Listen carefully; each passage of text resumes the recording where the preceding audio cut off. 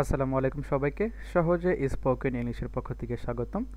আজকে আমরা দেখব স্পোকেন রুল নাম্বার 61 থেকে 70 পর্যন্ত। যারা পূর্ববর্তী রুলসের ক্লাসগুলো দেখেননি তারা দেখে আসবেন, এবং আমাদের এই প্রত্যেকটি ক্লাসের পিডিএফ ডেসক্রিপশন বক্সে দেওয়া আছে এবং ইনশাল্লাহ দিয়ে দিব। আর হচ্ছে আমাদের ডেসক্রিপশন বক্সে ফেসবুক পেজের লিঙ্ক এবং ফেসবুক গ্রুপের লিঙ্কও দেওয়া থাকবে। আর আপনারা ইতিমধ্যে জানেন যে আমাদের স্পোকেন রুলের 206 থেকে 210টা রুলের পিডিএফ মেক করা হচ্ছে। ইনশাল্লাহ আমরা এই সবগুলো রুলের আন্ডারই ক্লাস সহজেই স্পোকেন ইংলিশ ইউটিউব চ্যানেলে দিয়ে দেব।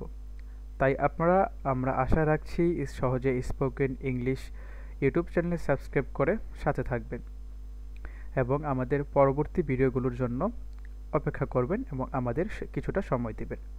ধন্যবাদ। চলেন আজকের ক্লাসে শুরু করি। Spoken rule number 61। No way এর বাংলা অর্থ হচ্ছে কোনোভাবেই না। নো ওয়ে ব্যবহার করা হয় যখন আমরা কোনো কিছু সম্পূর্ণভাবে অস্বীকার বা প্রত্যাখ্যান করতে চাই।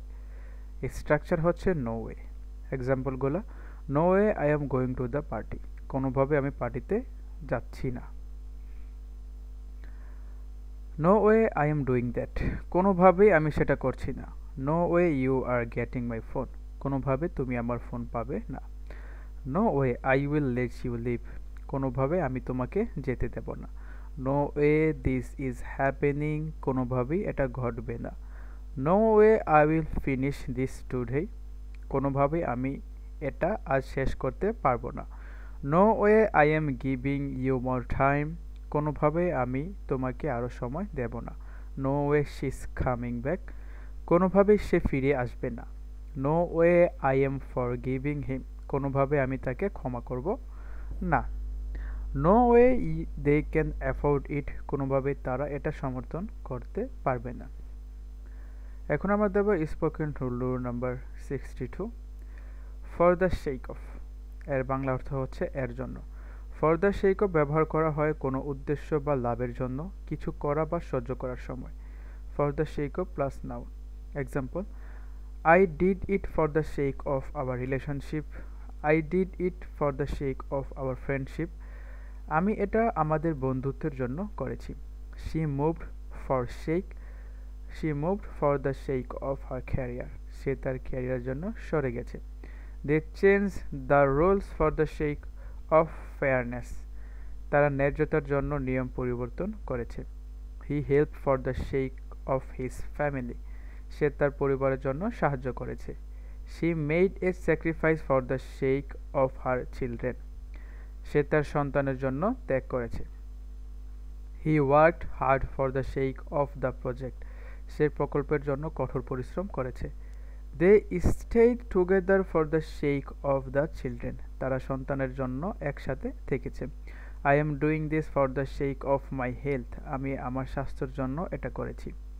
For the sake of peace we need to compromise. শান্তির জন্য আমাদের আপোষ করতে হবে। I am living for the sake of my mental peace. আমি আমার মানসিক শান্তির জন্য চলে যাচ্ছি। এখন দেখব spoken rule number 63। Get used to, অভ্যস্ত হওয়া। গেট ইউজড টু ব্যবহার করা হয় কোনো নতুন অভ্যাস বা পরিস্থিতি গ্রহণ করতে বা অভ্যস্ত হতে প্রকাশ করতে। Subject plus get use to noun অথবা ভার্ব, আর এর সাথে আইএনজি হবে। I am getting use to waking up early, আমি তাড়াতাড়ি উঠতে অভ্যস্ত হচ্ছি। She is getting use to live in a big city, সে বড় শহরে বসবাস করতে অভ্যস্ত হয়ে উঠেছে। They will get use to the new system, তারা নতুন সিস্টেমে অভ্যস্ত হয়ে যাবে। We need to get use to the cold weather, আমাদের ঠান্ডা আবহাওয়ার সাথে অভ্যস্ত হতে হবে। He got use to working late at night, সে রাতে দেরি করে কাজ করতে অভ্যস্ত হয়ে গেছে। She will get use to the new job, সে নতুন চাকরিতে অভ্যস্ত হয়ে যাবে। I am getting use to the taste of coffee, আমি কফির স্বাদের সাথে অভ্যস্ত হয়ে যাচ্ছি। They are getting use to the change, তারা পরিবর্তনের সাথে অভ্যস্ত হয়ে যাচ্ছে। After a while I got use to the noise, কিছু সময়ের পরে আমি শব্দের সাথে অভ্যস্ত হয়ে গেছি। He will get use to the new routine, আমরা নতুন রুটিন অভ্যস্ত হয়ে যাব। এখন আমরা দেখব spoken rule number 64। In charge of, দায়িত্বে থাকা। ইন চার্জ অফ ব্যবহার করা হয় যখন কাউকে কোনো দায়িত্ব বা কাজের জন্য নিয়োগ করা হয়।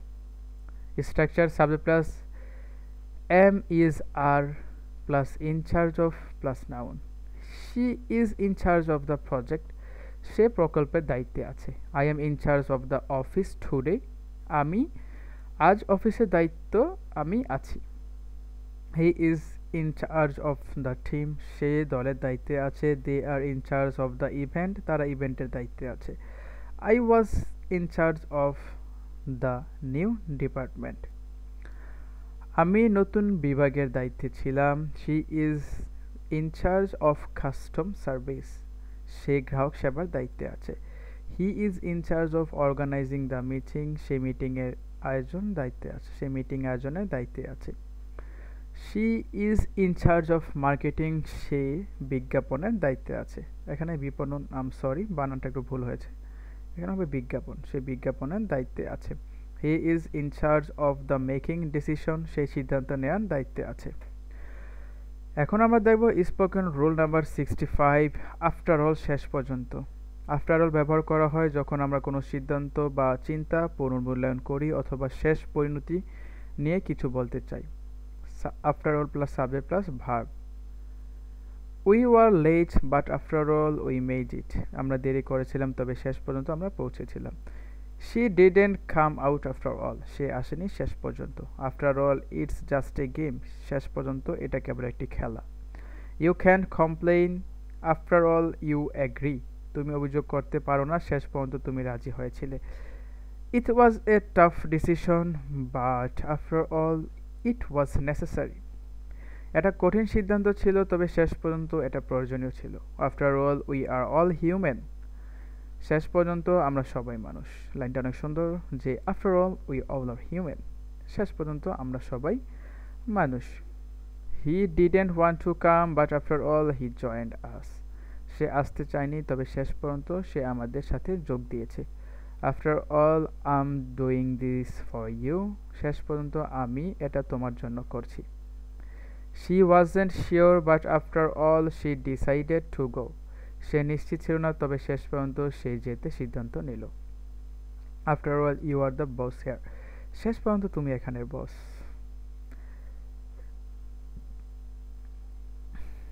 Spoken rule number 66, in the mood for, মন চাওয়া। ইন দ্য মুড ফর ব্যবহার করা হয় যখন কোনো কিছুর জন্য কোনো বিশেষ ইচ্ছা বা মনোভাব প্রকাশ করা হয়। সাবজেক্ট প্লাস ইজ অথবা are, in the mood for noun অথবা ভার্বের সাথে ING. Example, I am in the mood for pizza, আমি পিৎজা খেতে ইচ্ছুক। She is in the mood for watching a movie, সে সিনেমা দেখার জন্য ইচ্ছুক। We are in the mood for a walk, আমরা হাঁটতে যেতে চাই। He is not in the mood for talking, সে কথা বলার জন্য মনস্থ করেনি। They are in the mood for dancing, তারা নাচতে চাচ্ছে। I am not in the mood for studying, আমি পড়াশোনা করার জন্য মনস্থ করিনি। She is in the mood for some ice cream, সে কিছু আইসক্রিম খেতে চাচ্ছে। We are in the mood for a picnic, আমরা পিকনিক করতে চাই। Are you in the mood for a coffee, তুমি কি কফি খেতে চাচ্ছ? He wasn't in the mood for any celebration, সে কোনো উৎসব করার জন্য মনস্থ করেনি। নাও we are see spoken rule number 67. It is by the way, it means তাছাড়া। by the way ব্যবহার করা হয় কোনো নতুন তথ্য বা প্রসঙ্গ যোগ করার জন্য। স্ট্রাকচার হচ্ছে by the way plus subject plus verb.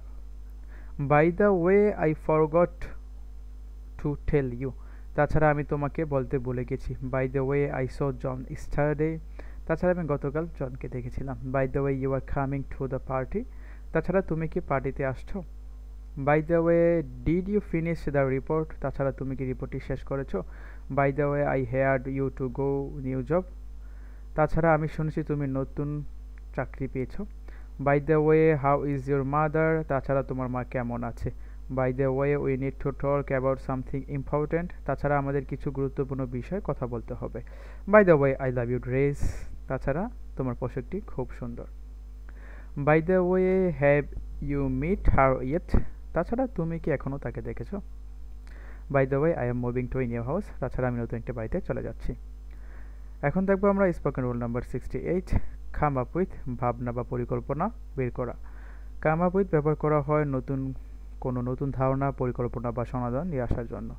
Structure subject plus come up with plus noun. Example, he come up with a great idea, সে একটি দুর্দান্ত ধারণা বের করেছে। She come up with a solution to the problem, সে সমস্যার জন্য একটি সমাধান বের করেছে। I need to come up with a plan, আমাকে একটি পরিকল্পনা বের করতে হবে।